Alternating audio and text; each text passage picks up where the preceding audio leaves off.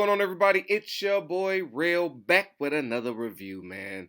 Yo, this is BMF Season 2, Episode 3, the review. First and foremost, I want to salute to the best Discord gang them ever. What's poppin', y'all?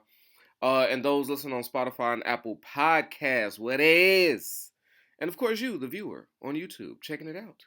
Taking your time, maybe projecting your boy on your TV screen. I love that. I knew I was gonna make it on somebody's TV screen. I knew it, mama. I told you. I told you I would make it. But no, for real shit. This episode here, is got me rethinking a few things. I'm not gonna lie to you. This was a fucking terrible episode. And by the way, let me just share with some of y'all. There's been a crackdown of profanity on YouTube. So, like, me cussing, my old videos of me cussing, they are taking down, like, the money. The monetization has gone extremely low. And it wasn't like I was really banking shit in the first place. But it's even lower. And I was thinking, like, can I do this without cussing? Sure. But are we going to have as much fun? No. No. So I said, fuck it, man. Fuck the money. I don't care. Fuck it. I don't care. I'm going to do us. I'm going to do that. We got to keep us who we are.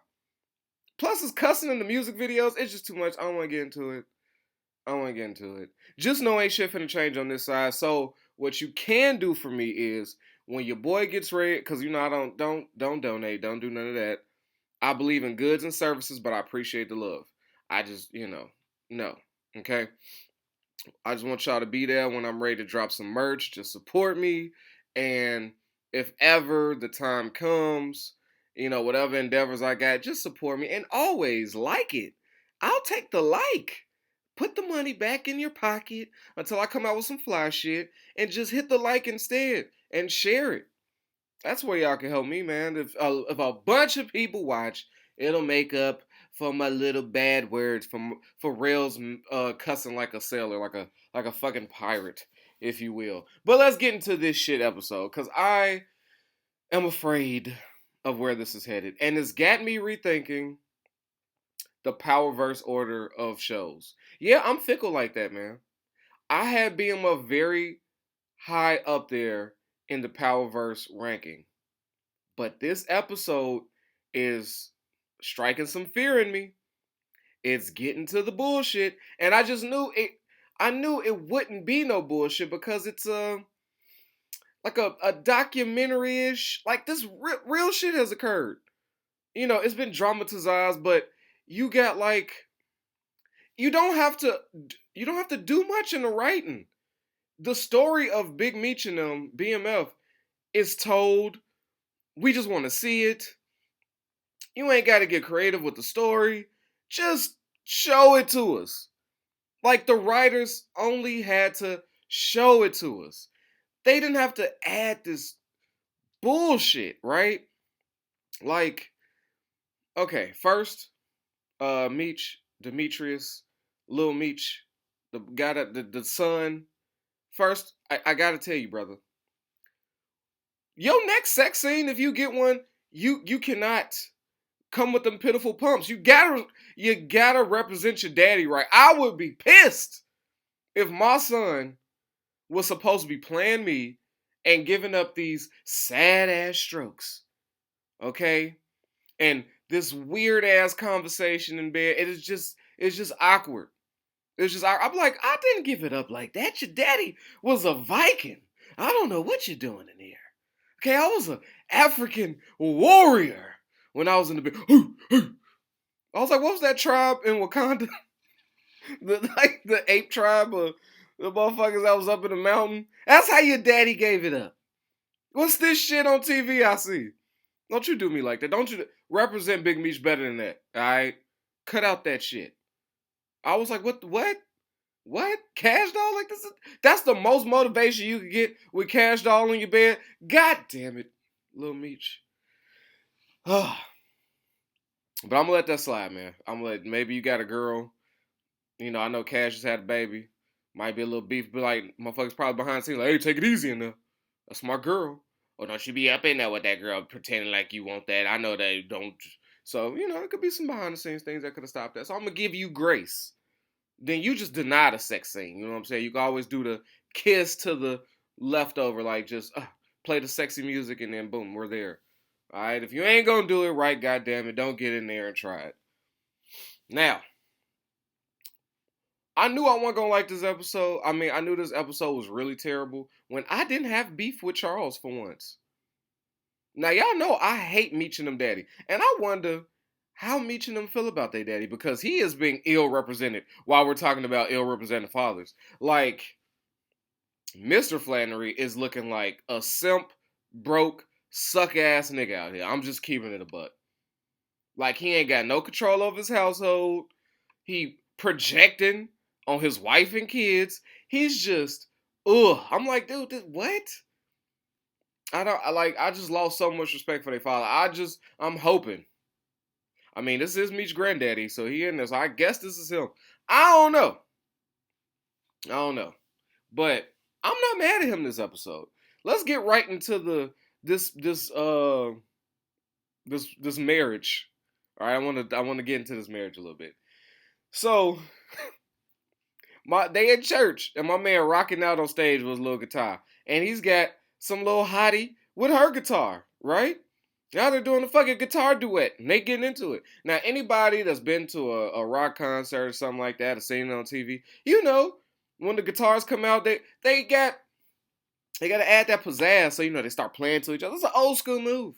Smiley, yeah, we rocking out in this bitch, baby, yeah. So, Mrs. Flannery see that, get a little jealous, cause a woman when she ain't up there and she see her man smiling too hard, oh, that's a violation.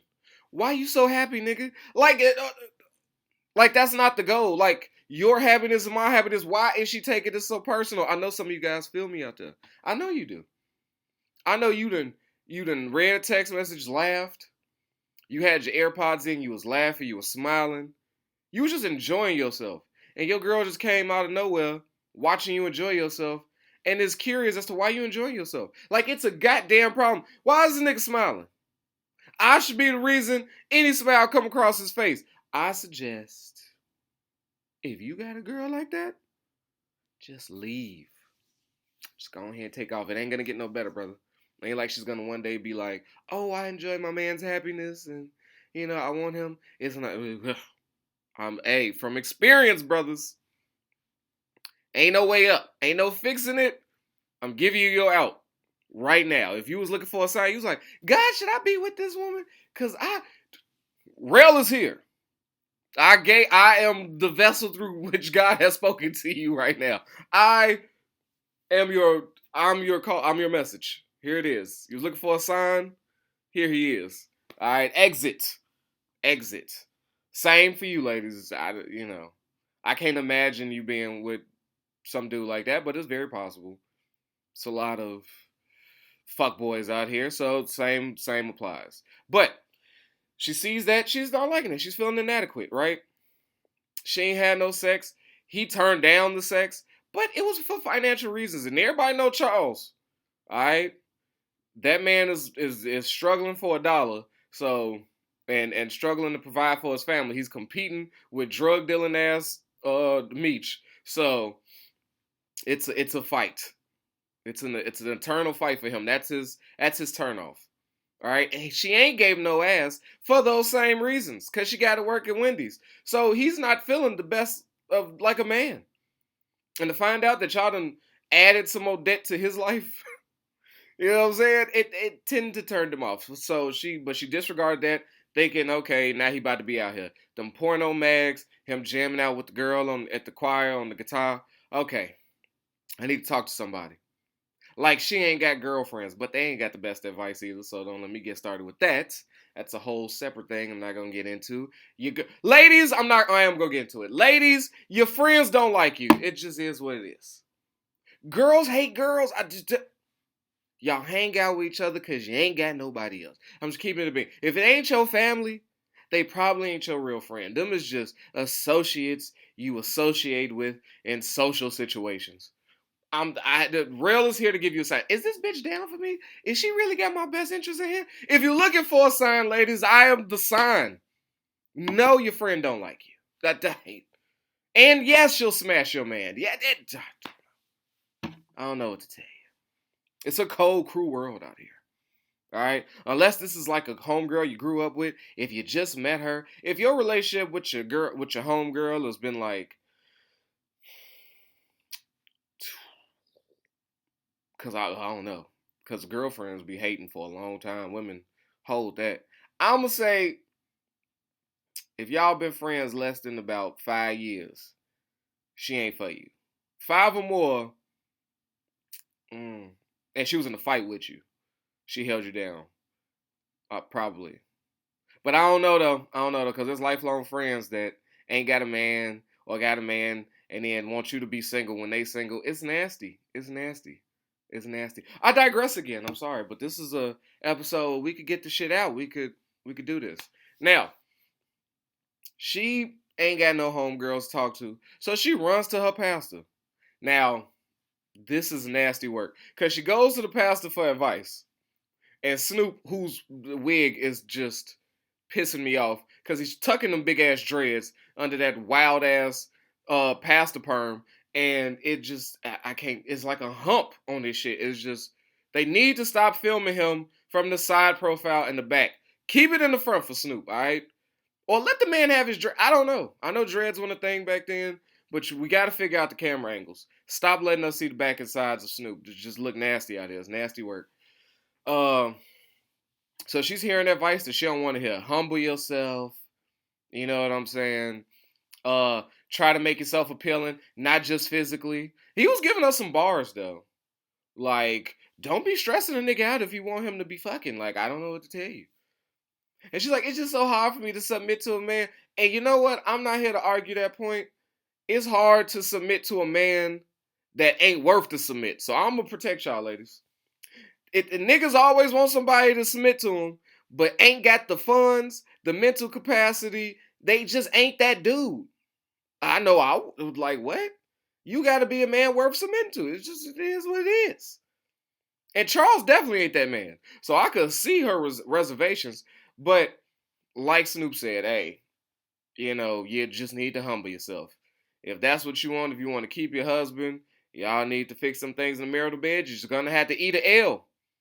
Eat an L, play pretend, do what you got to do. Now, I didn't like her asking the pastor, but I said, okay, this is what pastors are known for doing. Also, they're known for smashing the congregation. So if y'all never been to a black church, for my people, that's non-melanated, hasn't been to a black church, it's a lot of fucking, okay?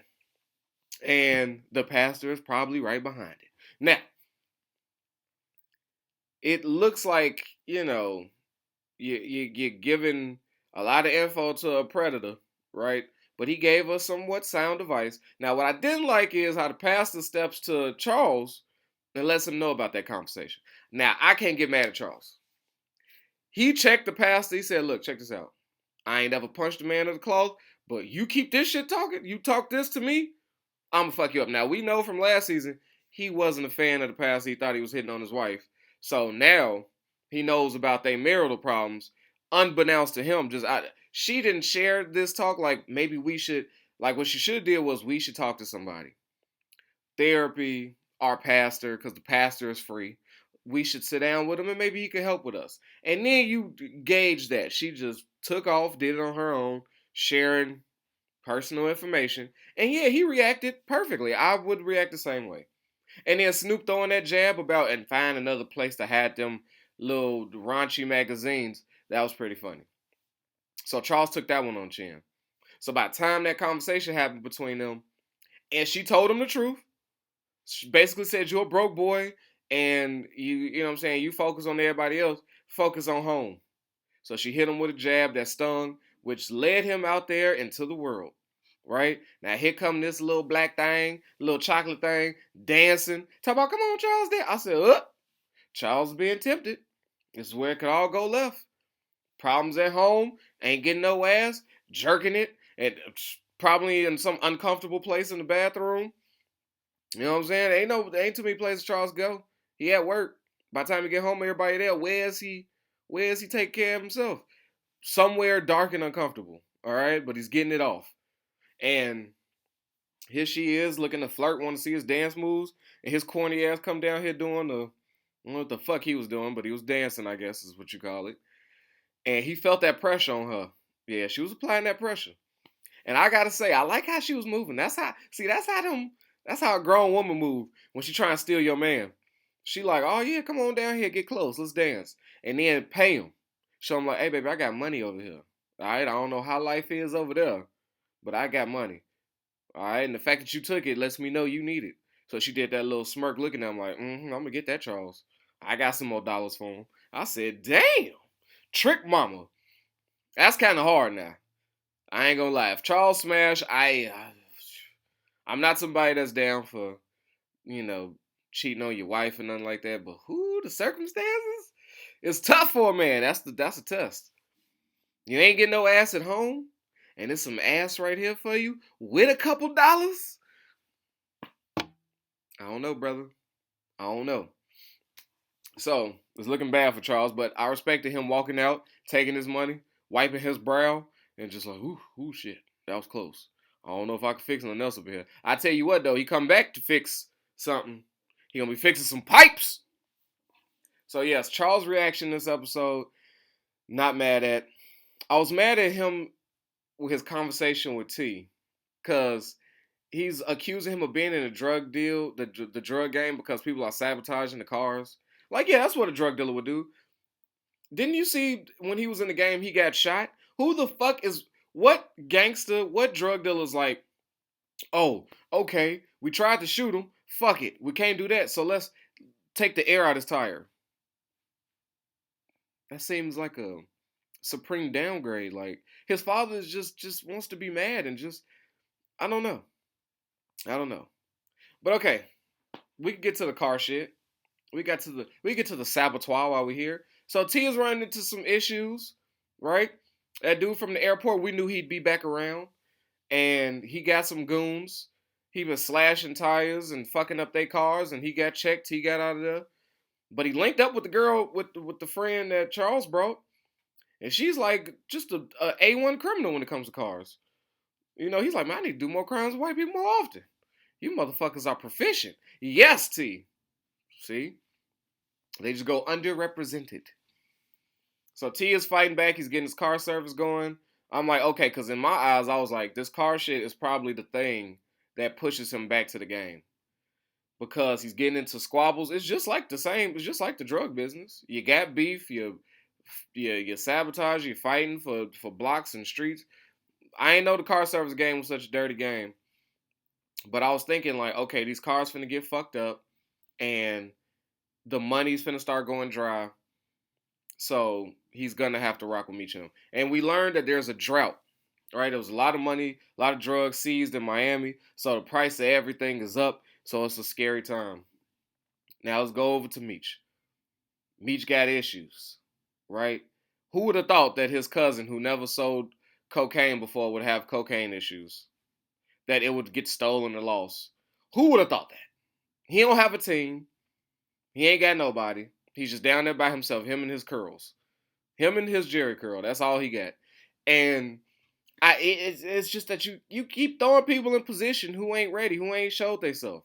A real boss would have took a seasoned vet from where they was grinding, shipped them out there to Cleveland to be with the cousin. Like, hey, oversee something, some management. You don't just give your cousin all this responsibility and he is unproven. So that's a Meech issue. That's where he fucked up. Now you got to get right. So that means going to K9. And don't nobody want to go to K9. So K9 sends him off on a mission to go grab a nigga who was smashing his wife. It's important that he gets brought alive.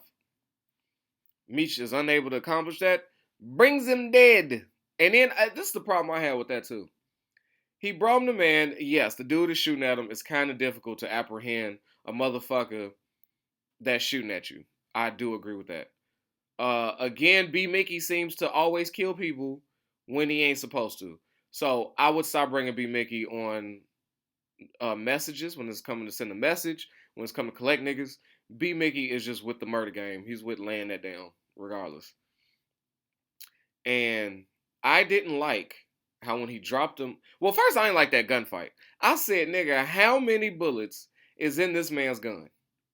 He was letting off about 30 of them things. Did he have a drum? I didn't see a drum. I was trying to count the shots. So I was like, man, this man really has unlimited ammo. XX triangle, circle, R1, R1, R2. I was like, where the fuck did he get this code from in real life? So, whatever. He's dead. He gets delivered. And, you know, the outcome's different, sure. But I don't know if K9's trying to teach him a lesson by not giving him no more coke. And he's like, no, I said bring him alive. And you was unable to do that. So, I'm not going to give you. I'm like, bro, there's still money.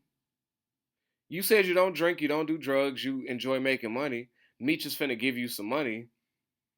I'm confused at what K9. Like, I don't. K9 trying too hard, which means K9 ain't gonna be around long. He's doing too much.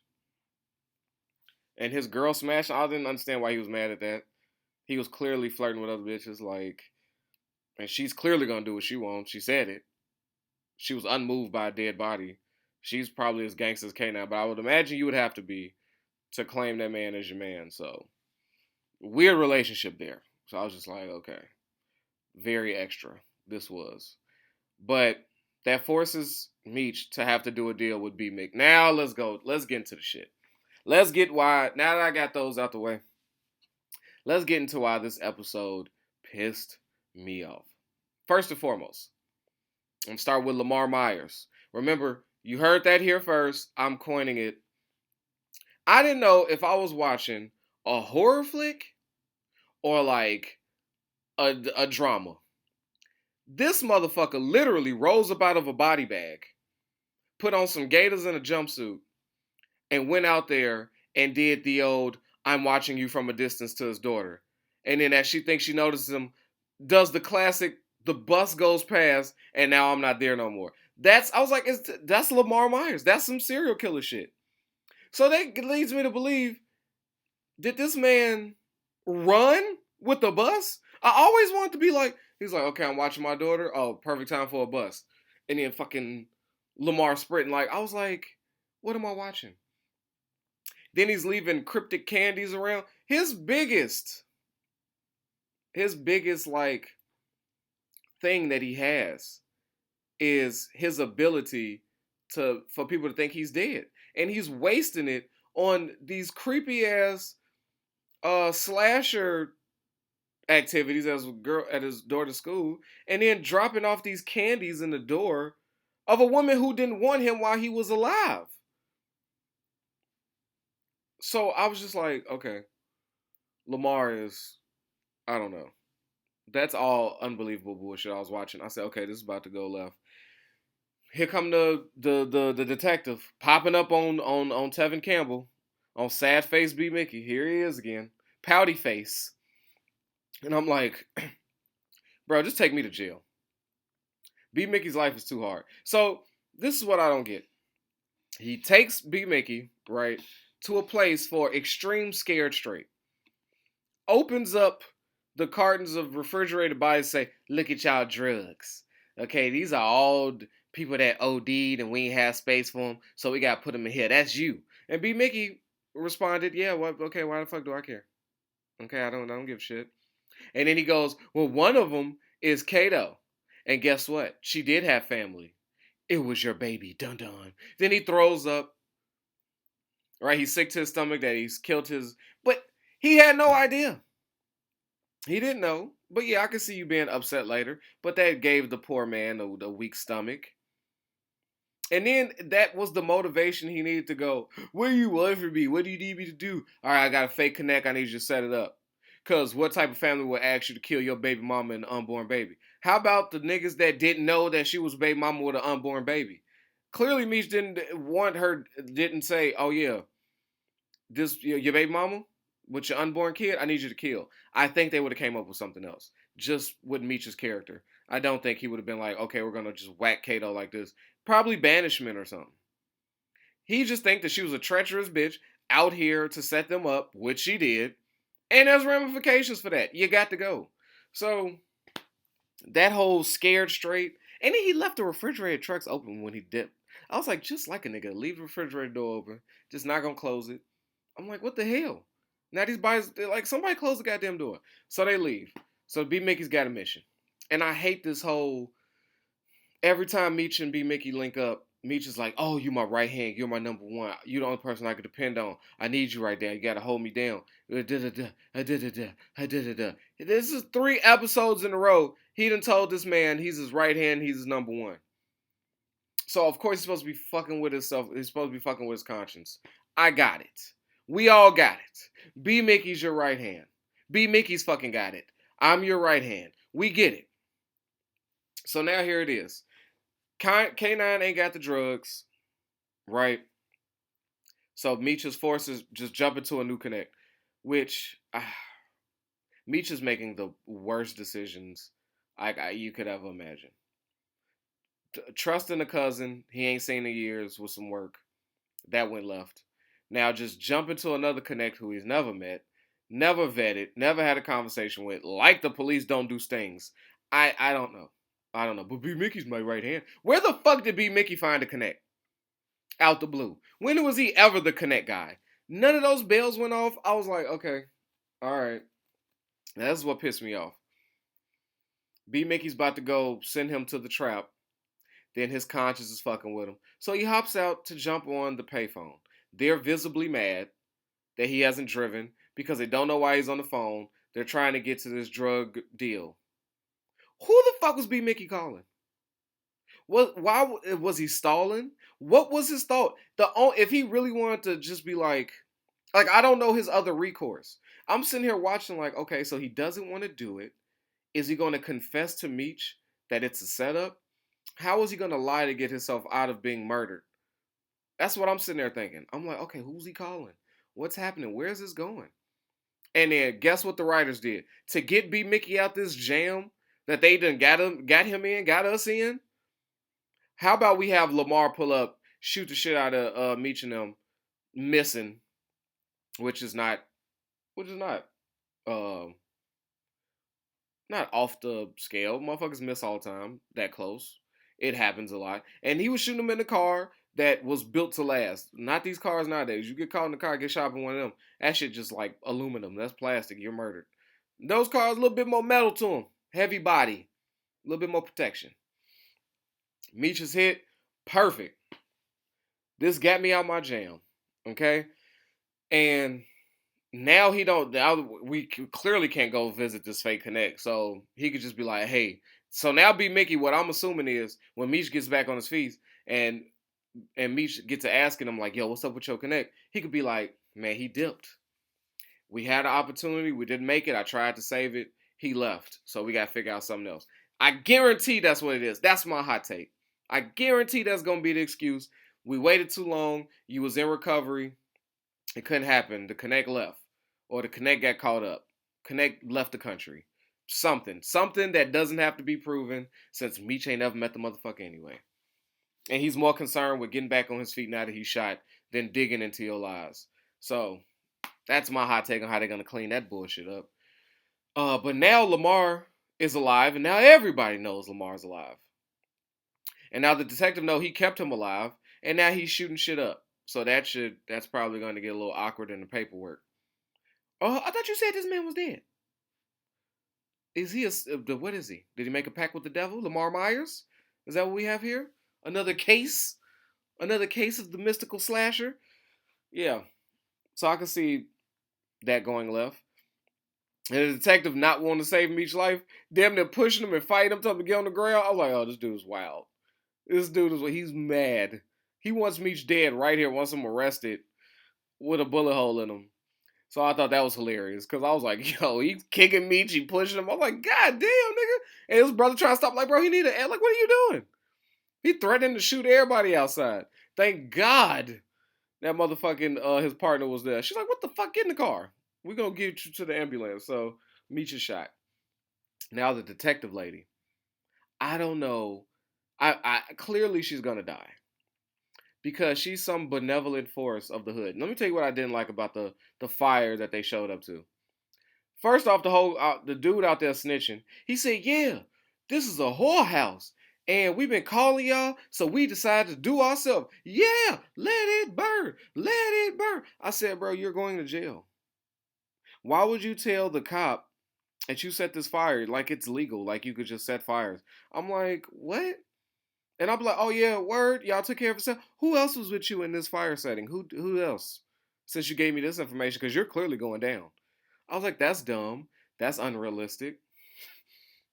Her running herself in the fire to go save him brings them out, and then they share this corny ass moment of, I want to thank you and the young black man that came and saved us in Saigon. And she was just, I was like, what the fuck? What? They having a touching moment. This like nobody ever thanked me before. So I guess it's supposed to give us layers into who this lady is and why she loves the black community so much. I said I was ready though. It made my stomach hurt. I said, what the fuck? And then she goes right to burning herself with the lighter, car lighter. I said, oh, she's got problems. She's got real issues. This one. I was just like, I. So that was upsetting. That whole ambulance conversation. I was like, what the fuck am I watching? Then T with his telenovela shit outside with Lala, he pulls up on her hoodie up, creepy as hell, while she's locking up. Yeah, that's not scary for a woman outside by herself locking up at night. For your ass to pull up with a hoodie on right behind her. Yeah, that's sexy. I'm like, okay, let me scare the shit out the girl I like. Then he sees her face. Okay. Now T's ready to enact that. This motherfucker's finna pay. No, T. No, he's still my husband. You deserve better. I said, oh no, don't tell me Dirty Mackin. T unleashed every clip of the Dirty Mac. You could do better. I could treat you better. I want to give you everything you deserve. Fuck him. That is like the fuck boy, sucker nigga, dirty Mac daddy, dirt shit 101. Like, you hear those words? You've ever said those words? You're a dirty Mac. And that's nasty.